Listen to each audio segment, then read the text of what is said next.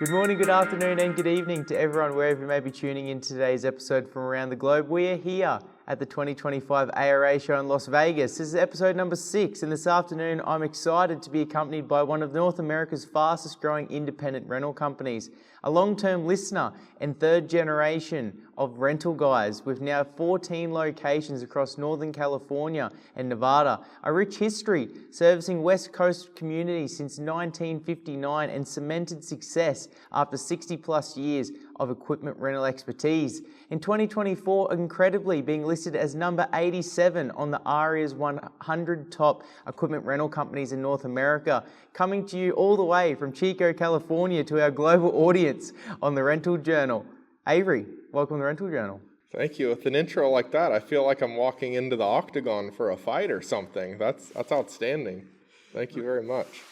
Mate, we only met 2 nights ago here in Vegas, mutually connecting through the dynamic, the predictably unpredictable rental legend and good friend of both of ours, Anthony Durrani, having an amazing night here in Vegas at the oldest steakhouse, the Golden Steer.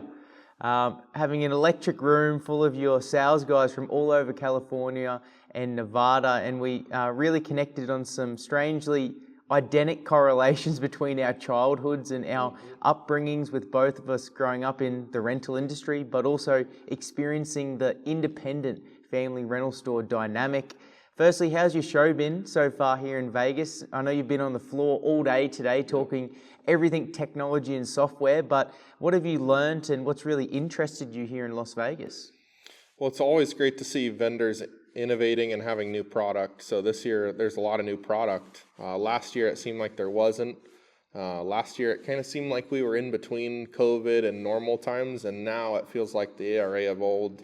There's deals to be had. There's new products. There's a lot of excitement and energy on the floor. So it's really nice. It's been a great show. Mate, I assume much like myself and everyone who has grown up in rental, you were thrown in from a young age, which probably should be classed as a form of free slave labor, right? Absolutely. But from weekends, school summer breaks, late nights in the shop, I'm sure working alongside the whole family in the rental store. What was this environment like for you? Were you always interested in rental, and what initially drew you not only to the business, but also this opportunity of continuing this dynasty? Well, of course, you want to be a part of the family's operation and build to the legacy. So that was always interesting to me from a young age. But in my family, everybody works. Everybody works hard, and anything other than that isn't really an option. So growing up, if I wanted to see my dad, you had to go to the rental out store, be at the shop, as he calls it. He would always say the shop. So if you wanted to see my dad, I had to go to the shop. So obviously, a young boy wants to see his dad, likes construction equipment, likes playing in the dirt. It was the perfect place to be. So I would often go, and one of my first jobs ever was picking up nails in the yard. Because, scissor lifts, they come back, they have nails on them, they fall off, pop tires. So it was a quick solution to a problem in the business, and it taught me, it gave me a task, it gave me a purpose to be there, as opposed to just being there, walking around and causing havoc as a young kid. And I remember I got paid 10 cents a nail. I would turn them all in at the end of the day, and my pay was 10 cents a nail. Well, you're a lot luckier than I am, because I got 5 Australian cents per tyre that I had to pump up, and I never saw that money. So we're still arguing, Dad and I, back and forth from that perspective. But might need some back pay on that. That's right, and hopefully there's some inflation associated with that going into 2025. But Avery, obviously a great perspective of your entry as such a child growing up around this industry, but take me back in time, set the stage and run me through a breakdown of the history and the origin story of Rental Guys over the last 6 decades. You mentioned that your family originally come from an agricultural background before transitioning into rental. What did Rental Guys look like in the early days and your initial entry into the rental community, and who are you now in 2025? Yeah, so my grandfather bought the company in 1972, as I mentioned. And he actually got into the industry by becoming a Bobcat salesman for the Bobcat dealership that was in Sacramento. He lived in Rockland at the time. and he would cover the Northern California area, Chico, places like that. So one of his accounts was Guy Rents in Chico, California. It was owned by a man named Guy Chadburn at the time, and Guy passed away in the early 70s, and his widow Harriet had taken it over. And one of my grandfather's calls, he had come by the store and met with Harriet and was working on selling her some equipment. And she had mentioned that she was interested in selling the business and it was time to move on and do something else. And my grandpa thought, I can wrench and I can sell. I could probably be good at this. So he decided to move. He was from the Chico area and had moved down to Rockland and had decided it was time to move his family back to Chico and mortgage his house, pretty much sell or mortgage everything he had to buy the rental business. And on the first day that he opened with I think it was $200 in the drawer, and the store was open, and that was all the money he had in his wallet, and to his name really was the $200 that was in the till on day one. So from there, he ran it and pursued various other business ventures. He actually got into agriculture after the rental business in the 80s and 90s, and I mentioned my family grows walnuts and almonds. We call it almonds. The rest of the world calls it almonds. But when you shake the tree, you knock the L out of them. So in our area, it's almond. But he also has grown prunes and other things over the years, but mostly almonds and walnuts. But he had pursued those ventures. He invented the rollout bucket. He is Tink Manufacturing in Durham, California. Is still in my family to this day. He invented the rollout bucket, the trash claw, and several other skid steer attachments that are now mainstream on the market. He used to build trenchers for bobcats and things like that. So he was what would be called now, the popular term is a serial entrepreneur, where they just want to try everything and have a bunch of different businesses. That was totally my grandpa to a T. And he started that business. I don't even know all the businesses he started, to be honest, but he had a lot of them. And in the meantime, in the rental business, he always had someone that was running the operation that wasn't him while he was pursuing these other ventures.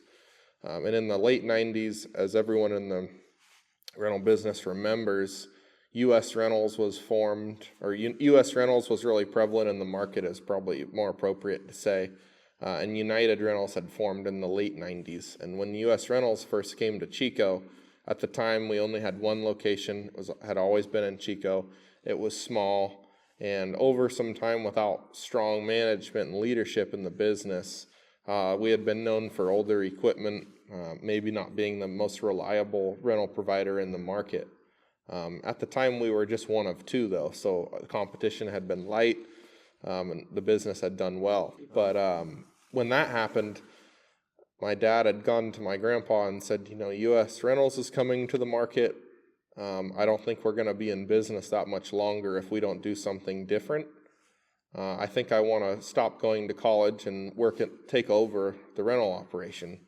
And after a short conversation, my grandpa agreed to that and said, that sounds good. And that's what happened. And that was in 1993. My dad took over, and over a period of time of hard work, tough times, working a lot, long hours, building trailers. They used to build their own trailers and sell them in order to pay bills to produce some extra income. He's transitioned the business from what it was in 1993, a single store operation that was not super financially stable, into the operation that it is now. In early 2000s, we started expanding and opened location number 2 in Redding, California. And then from then on, we've just expanded. So I also saw that your father just celebrated his 30th anniversary as president, which is a massive accomplishment. So shout out to Dad back at home, and hopefully he's tuning in once this episode comes out. But Avery, what an amazing history you've had, but how exciting it is going into 2025 and the current days of the rental guys, nearly doubling your locations in under 8 years, holding now 14 locations across California and Nevada. Also offering multiple convenient storage solutions throughout Northern California and northern regions of Nevada as well, holding over 6,000 products to service and get the job done for customers in larger scale projects to the smaller domestic applications. Run me through this exponential growth, the strategy behind it, and the individuals involved, the purpose behind the expansion, and where you are today. Well, that's a lot of questions to answer. I'll do my best, but the expansion started mostly in the 2010s decade. So in 2008, there was an opportunity to open a third location. There was a business that was going under. It was in a prime location in Red Bluff, California, so we opened that. So after that, in 2011, we opened our Susanville location. And then from Susanville in 2015, we actually opened 2 locations in Paradise and Eureka, and have just scaled from there. And since 2018, though, we've gone from store number 7 to store number 14. So it's really ramped up since 2018. 2008, I started in the business in 2018 as an outside salesperson after working through on the counter through high school and college and doing a little bit of everything, getting exposed. I had expressed a desire to my dad to try sales, because at the time we didn't have any outside salesmen in the rental business, and it was an opportunity for us. I did that, and then in 2018, I don't know if you're familiar, but something called the Campfire happened in Paradise, California, which is about 30 minutes from our headquarters. At the time, it was the biggest U.S. wildfire in history, with the most casualties. I think it's since been overtaken, unfortunately, by some of the horrible wildfires we've had in the last 5 or 6 years, but it was a major event to our local economy. We had 12 employees that lost everything, one being a family member of mine. So it was a hard time. It was really personal to everybody. And what that did after 6 months of the fire getting put out and people figuring out what was going to happen is it just drove the local economy in a way that we had never really seen before. It was such a tailwind for the rental market, and that's just continued between the Campfire, the Car Fire in Redding. Those were both in a similar period of time, so that drew fire cleanup business in both directions. And then PG&E, our power company, I'm sure you're familiar, is now undergrounding a lot of lines in our area because their technology has been found to start these fires. That's contributed a lot of business, and it's just we've been in a really good economic market, and we've made some good decisions along the way. We've embraced technology. We have a really awesome team, and we've been able to capture a lot of that business because of that, and we've grown a lot.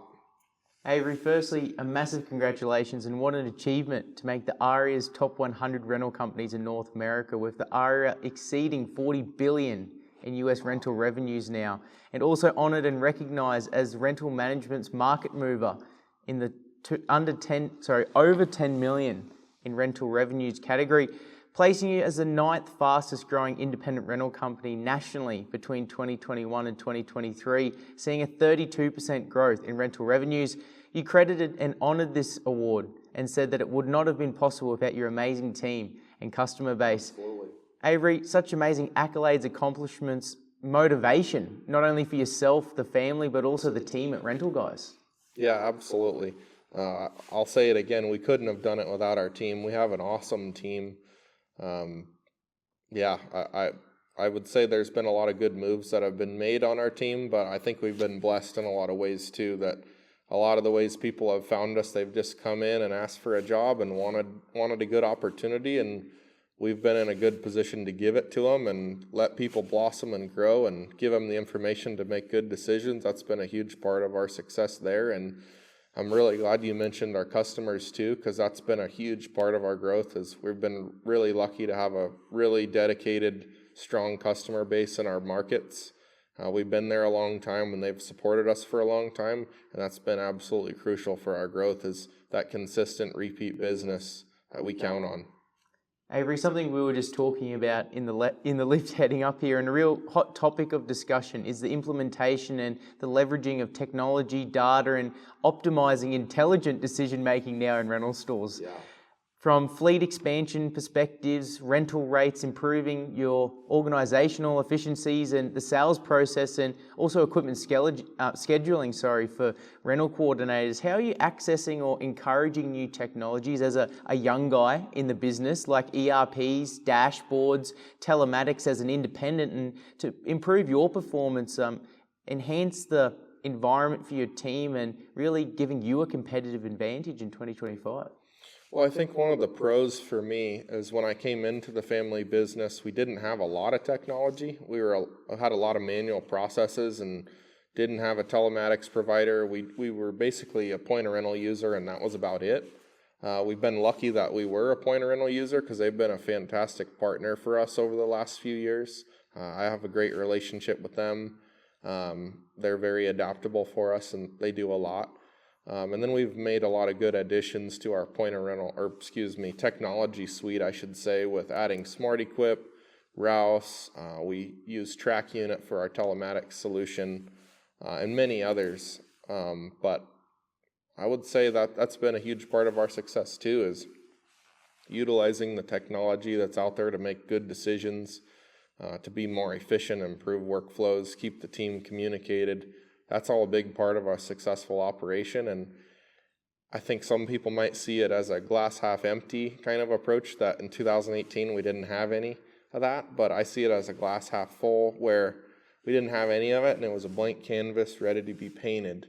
And luckily, I'll say luckily, and if this table was wood I would knock on it, but we haven't had a software provider or technology provider that really didn't meet expectation and fill a need in the business that we thought it would. So we haven't had to fire anybody on the technology side, luckily, and that's been huge too, is our partners have been good partners and have been adaptable for us. Well, having that blank canvas just shows so much opportunity for growth, right? And Absolutely. Really increasing the digestibility and the visibility of your data obviously has led to amazing growth now to, doubling your business in a very short period of time. Yeah, I think it was a perfect storm of a lot of things, because one of the things that I think people miss, an opportunity I would say a lot of rental operators miss, is when they get busy, that's all they are, is busy. They're just trying to get customers helped. They're trying to get people out of the door. They're trying to get equipment turned around. They're not thinking about the business at all. They don't, a lot of times they're not staffed or structured appropriately to think about anything else other than just getting through the day. Just reacting, absolutely. So we were in a position where we started something called EOS, I'm sure you've heard of it, Traction, in 2020, and that really took us from where we were at the time, which was a really reactive company that just got through the day. We did a little bit of strategic planning, but not enough, and we didn't communicate well enough as a team, and that gave us the framework to be busy and still be pressure tested, right? 2018, 2019, 2020, we were really busy. We had a lot of volume and opportunity in the market, so we were operating at capacity a lot of the time, but we had the framework and the foresight to still be able to be busy, but still think strategically and think about the big picture, and in a lot of ways improve our technology and improve our workflows. Because we were busy all the time, we could test it at max capacity, and I think that's a big piece that a lot of people miss. When you try to implement something when you're slow and you're looking for things to do, you don't really know how well it's going to work when you're busy, because you implemented it at 50% capacity as opposed to 100%. And sometimes pressure tested it. Exactly. Something at 50% doesn't work when you're at 100% of capacity.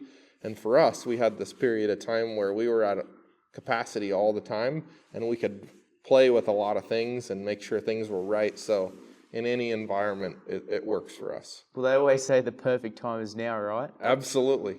Why get work done tomorrow when you could do it today? Avery, you've got quite the dedicated and passionate team from what I saw the other night, who not only love but live for the company, love the industry, and they're all pushing for success, which I am sure is the main contributor to this immense growth. And something that Ellie and I discussed earlier this week was the operations versus sales, and the internal sales reps versus internal sales reps dynamic in rental businesses. And Elliot said that he couldn't emphasize enough the importance of teamwork, trust, and culture guided by a North Star and a collective vision. Mm-hmm. How do you facilitate the internal sales versus sales guy dynamic? Look at balancing healthy competition, passion, drive, and the eager want to individually win as sales guys, whilst also setting an environment of collective collaboration and a positive team environment for your rental house? Yeah, that's a great question. And Elliot's absolutely right. There's a fine line and a balance to helping the customer, but not overloading the operations team in a nutshell. And that goes back to traction, and that goes back to our structure and committing to the same goal.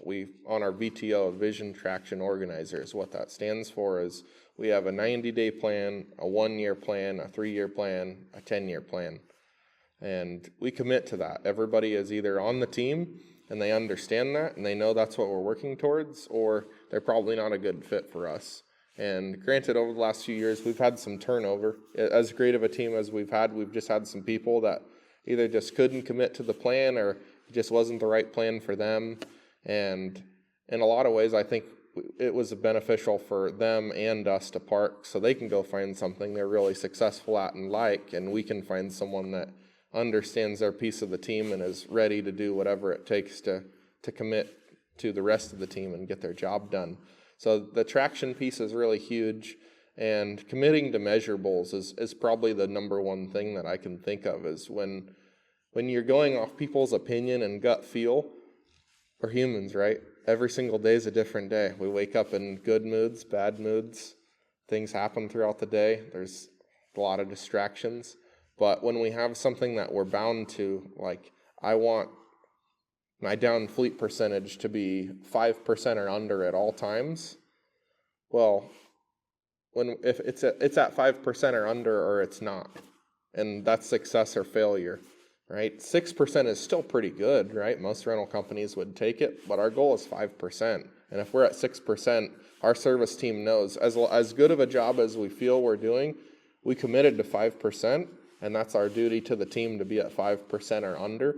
And we've carried that approach throughout the whole company. That sounds really strict the way I just explained it, but it's real black and white, and it takes the feeling out and the opinions. And I think when people have everything's going off gut feel and what they think in the moment, you can get a little sideways and stray away from your mission.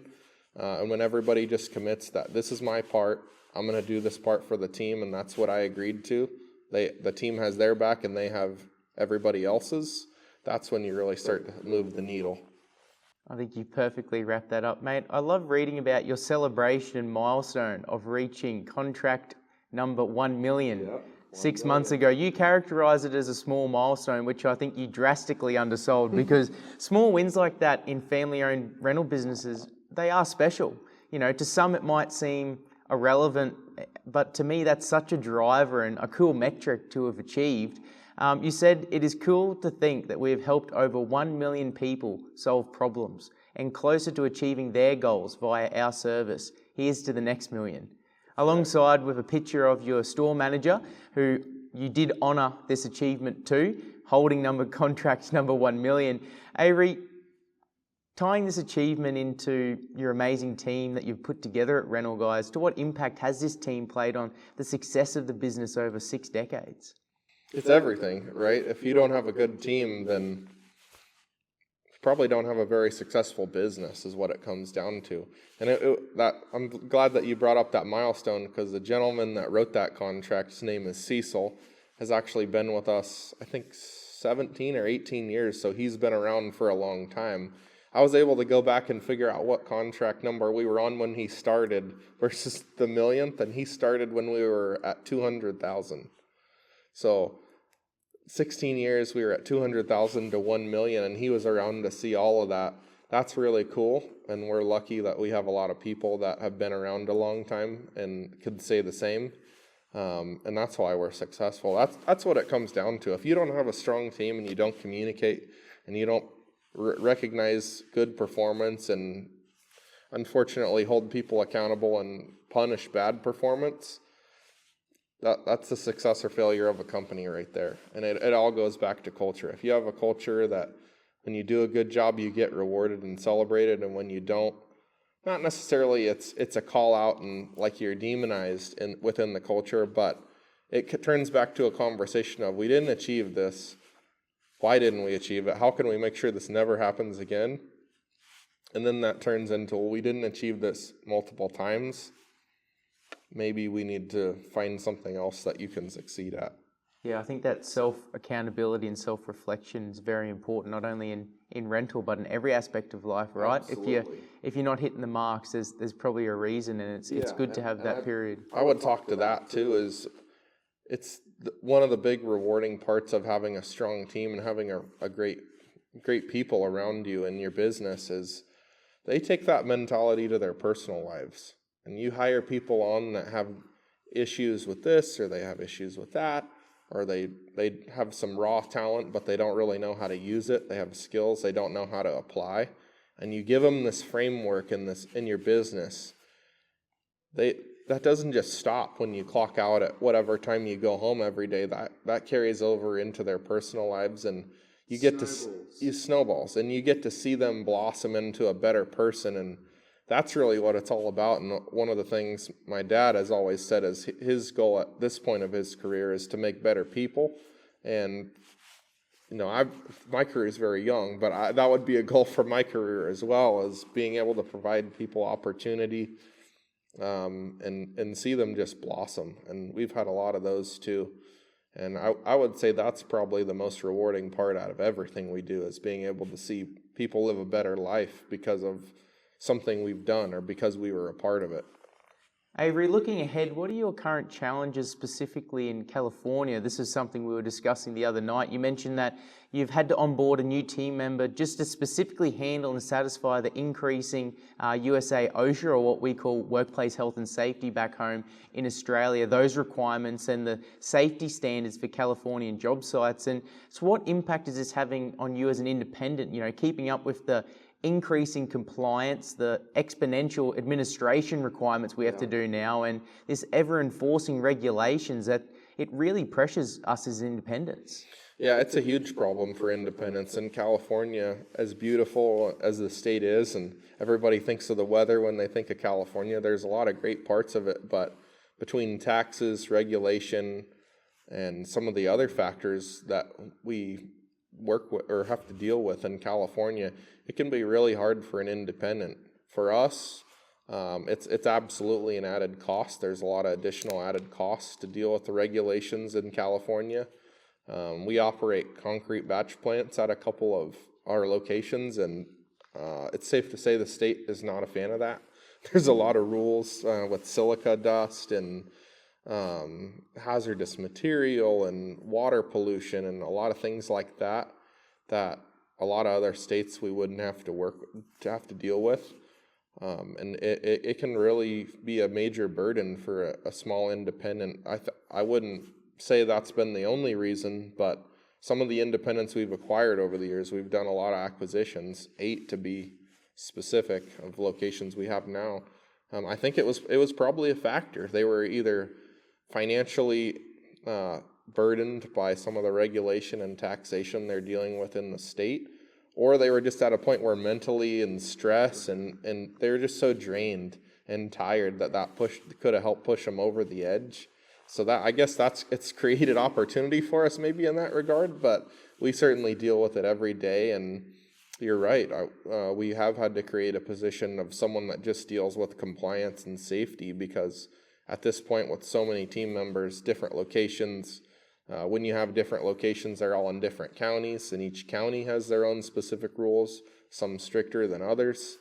It just becomes it becomes a full-time job to keep up on all the rules that are changing.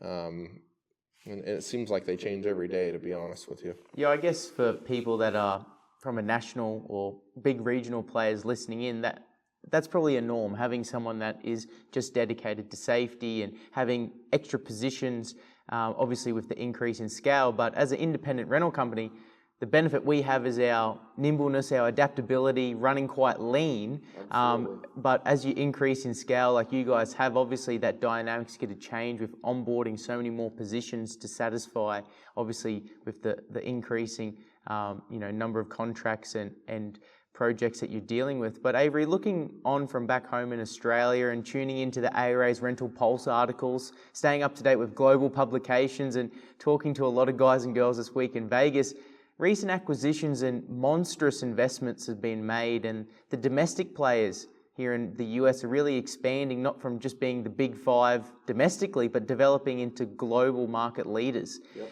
How do you think yourselves at the Rental Guys can set yourselves apart as an independent against the larger players? Is it these personalized relationships that you've built with the community, or your emphasis on old school customer service, or what are the areas you guys focus on? Yeah, the personalized relationships are a big part of it, and old school customer service, face-to-face interactions.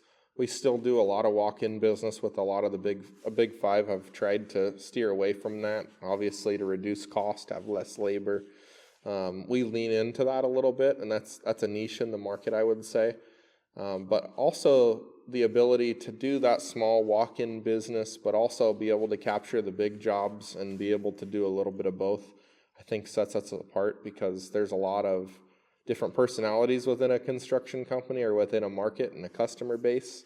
And a lot of them like to be able to walk into a store and talk to a person, and walk into the yard and look at a piece of equipment that's there and get a run through on it, as opposed to just having everything dropped on site and never really having to talk or interact with anybody. That's something we do really well.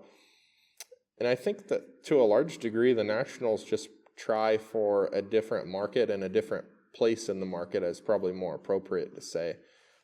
They're focused on big business volume, where you'll get a much more higher level of service and personal attention for a mid-sized construction company, or even a small construction company from us.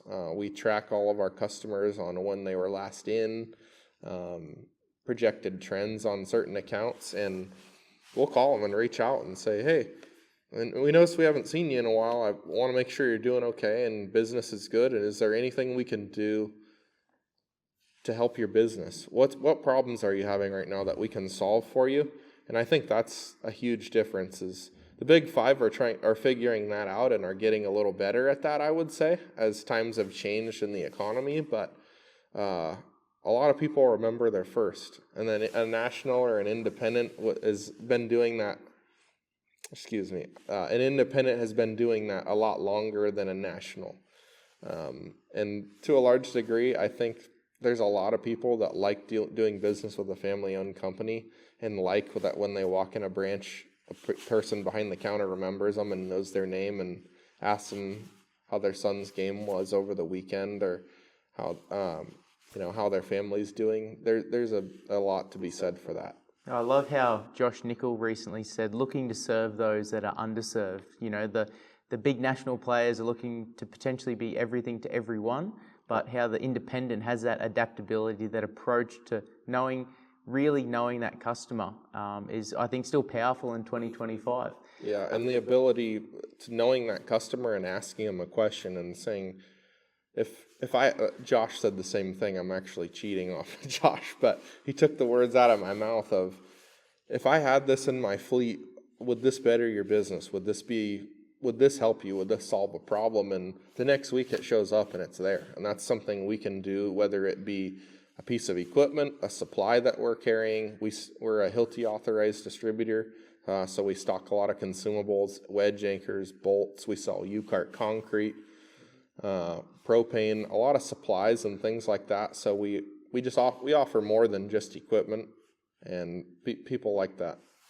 Avery, Tony Conant shared an amazing stat at one of the events earlier this week, displaying the increasing number of rental locations across the nation. But from your perspective as an independent, what do you think we can do to preserve the number of family-owned rental businesses in the United States? And what are your visions of the future landscape of the US rental industry? That's an interesting question, and I was really surprised to see that statistic as well, because in our market, independents are really few and far between, and it's our fault. We've acquired a lot of them. But I think it goes back to regulation cost. An independent doesn't have the buying power or the appetite for additional cost as a national does. A $10,000 expense to a single store independent that's doing $1 million a year in business versus a $10,000 expense for a $1 billion company or even bigger is a way different scenario. And the additional cost is really what breaks the backs of small businesses across the country, not even in the rental industry, in everything. I think that's a huge factor.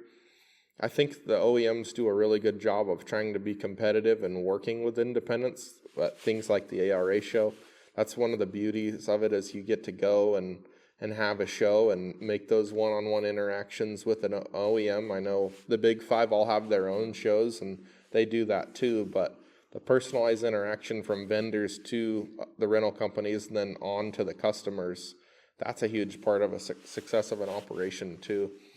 And I think the ARA does a really good job of providing opportunity for those independents and fostering their education and their growth and putting new things in front of them, like the future of rental. That's such an important program that the ARA is doing. How are independents getting this information that the big five players have that we just don't have access to? And that's where the ARA bridges a gap of that. So I would probably give them credit for a lot of those new businesses coming in and the notoriety that they give the industry. That's huge. Avery, I'm sure over the past 6 decades you've gained quite the loyal and dedicated customer base in California, now also in Nevada. And one of your local customers said that these guys are the best around, the best machines available, polite and extremely accommodating to any of the needs we've ever had. Rental guys are good people. We wouldn't choose any other company. Mate, you're so actively engaged in your local communities and really prioritise your involvement in local communities, from Rotary groups, Toys for Tots campaigns, Christmas drives, golf days with local contractors, assisting high schools in community outreach programs, trade days with the younger generation to get them excited about future careers and the opportunities available in the rental industry. Avery, reflecting on all of these contributions, the success you've had, the growth yourself, the family and the team have been able to achieve, how do you define success personally and as a business and your goals for the future? Well, that's a loaded question, but definitely how we define success as a business is, let me back up a little bit. So there's a way you define success where the industry would define success by sales and being on the RER Top 100 and the market movers, and that stuff is really cool. It's good for morale. It's nice to be recognized, but how we define success on a local level is brand recognition, getting out in the community, making those connections, giving back to the community. We have a person on our team, our marketing department, a department of one, actually. It sounds more official to say department, but we have a guy on our team that does our marketing, and he also manages the donations that we're doing and the community events that we get a lot of requests to be involved in the community because it's so well known that we participate a lot and do a lot. But we get invited to be a part of a lot of really cool things, and we participate in a lot of really cool things just to keep it super simple. And that's how we define success, is our ability to give some insight and inspiration about the rental industry to the next generation through a trades day. We participate with a lot of local schools. We're in California, so the schools are there's a huge deficit in California, if you weren't aware, budget deficit within the state. So maybe that donation we're doing for bark on the playground or a skid steer to do something at a school wouldn't have happened if we weren't willing to just lend the materials and the expertise to that school. And it's huge for the next generation. I think about when I went to school, there were many local people in the community that I lived in that gave back to the school, and it made all the difference. And it's just our job to do that. We have a duty and a commitment to our local communities to do that. When we go in and buy another independent, we're providing opportunity not only to that community by a rental store coming in that has the solutions and the things we provide, but also to the people that work there and their immediate family. And that's really how success is defined for us. Avery, it's been a true honour meeting yourself, the team here in Vegas this year. I hope to catch up again soon in the near future, hopefully in Orlando in 2026. But thank you for your time and thank you for coming on the Rental Journal. Awesome. Thank you. We'll definitely see you in Orlando.